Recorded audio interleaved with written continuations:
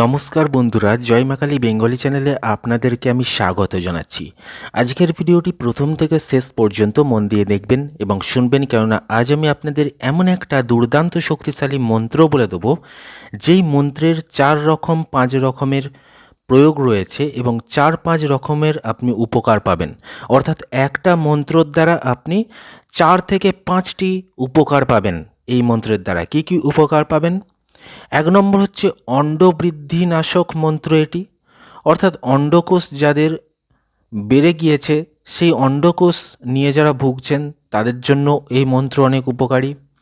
এমনকি যাদের যে সমস্ত নারীরা প্রসব বেদনায় ভুগছেন, অর্থাৎ যে সমস্ত গর্ভবতী নারীরা প্রসব যন্ত্রণায় ভুগছেন তাদের জন্য এটা উপকারী হবে।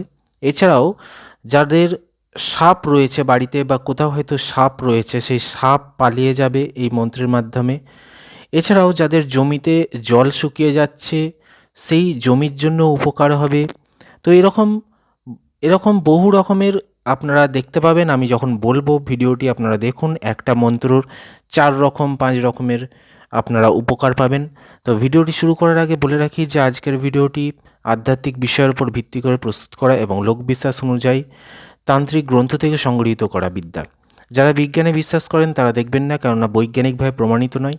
যারা ঈশ্বর ভগবানে বিশ্বাসী, তন্ত্রমন্ত্র নিয়ে আলোচনা চর্চা করতে ভালোবাসেন, তারাই কিন্তু আজকের এই ভিডিওটা দেখবেন। চলুন শুরু করছি। এমন একটি মন্ত্র, যে মন্ত্রের মাধ্যমে অন্ডকোষ বৃদ্ধি নাশ হবে, সুখ প্রসব হবে, সাপ পালাবে, জমির জল শুকিয়ে যাবে, এরকম বহু উপকার পাবেন। তো দেখুন আপনাদের স্ক্রিনে মন্ত্রটি যাচ্ছে। মন্ত্রটি হচ্ছে ओं नमो आदेश गुरु को, जैसे के लेहु रामचंद्र कबूत, वैसे करहु बाद बिनी कबूत, पवन पुत हनुमान धाव हर हर, रावण कुट मीरावन श्रवई अंडु, खेतहि श्रवई अंडु अंडु बिहंडु, खेतहि श्रवई बाजन गर्भहि श्रवई, स्त्री सिमहि श्रवई साप हर हर, যশির হর জম্বির হর হর হর। তো এই যে মন্ত্র, এই মন্ত্রটা অবশ্যই কিন্তু আপনারা মুখস্থ করে তারপরে প্রয়োগ করবেন। প্রয়োগটা কি বলছে দেখুন, দীপান্বিতার রাত্রিতে অথবা সিদ্ধ যোগে 10,000 বার উক্ত মন্ত্র জপ করলে মন্ত্র সিদ্ধ হবে। অর্থাৎ এই মন্ত্রটা আপনাকে সিদ্ধি করতে হবে কখন? দীপান্বিতার রাত্রিবেলা, অর্থাৎ যে দীপান্বিতা অমাবস্যা হয় সেই অমাবস্যায়, অথবা যে কোনো সিদ্ধ যোগে এমনি অমাবস্যাতেও আপনি 10,000 বার মন্ত্রটা আপনি জপ করলে মন্ত্রটা সিদ্ধ হয়ে যাবে। স্নান করে শুদ্ধ বস্ত্র পরে আপনি বসে মন্ত্রটা জপ করবেন। তারপরে বলছে উক্ত মন্ত্র পড়ে অন্ডকোষে ফুঁ দেবেন ও মর্দন করবেন। যাদের অন্ডকোষ বেড়ে গিয়েছে বা অন্ডকোষে কোনো হয়তো প্রবলেম দেখা দিয়েছে, তো যে সমস্ত পুরুষদের অন্ডকোষে বিভিন্ন প্রবলেম দেখা দিয়েছে, সমস্যা দেখা দিয়েছে, তারা কি করবেন, অন্ডকোষে এই মন্ত্র বলে বলে ফুঁ দেবেন আর অন্ডকোষটা আপনারা মর্দন করবেন, মানে একটু মালিশ করতে থাকবেন। তাহলে কিছুদিনের মধ্যে অন্ডবৃদ্ধি আরোগ্য হবে, ঠিক আছে, অন্ডকোষটা বাড়া কমে যাবে। উক্ত মন্ত্রটি 4টি রোগে কাজে লাগে। এই মন্ত্রটা কিন্তু আমি যেটা বলছিলাম 4টি রোগে কিন্তু কাজে লাগবে। প্রথমে আপনারা কি করবেন, উক্ত মন্ত্র দ্বারা অভিমন্ত্রিত জল পুরুষকে খাওয়ালে অন্ডবৃদ্ধি রোগ সারে। আরেকটা অন্ডবৃদ্ধি যদি রোগ হয়, এটাও করতে পারেন যে এই মন্ত্র একটা জলেতে আপনি অভিমন্ত্রিত করবেন, মানে 3 বার মন্ত্র বা 7 বার মন্ত্র বা 21 বার মন্ত্র বলে ফুঁ দেবেন সেই জলটা, দিয়ে পুরুষকে খাইয়ে দিলে অন্ডবৃদ্ধি রোগটা সেরে যাবে।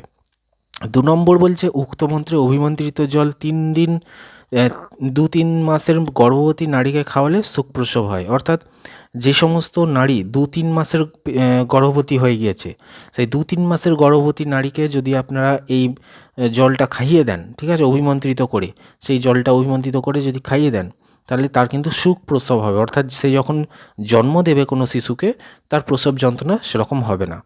3 নম্বর বলছে উক্ত মন্ত্রটি একটি মাটির ঢেলায় অভিমন্ত্রিত করে যদি সাপের গর্তে রাখা যায় তাহলে সাপ পালায়।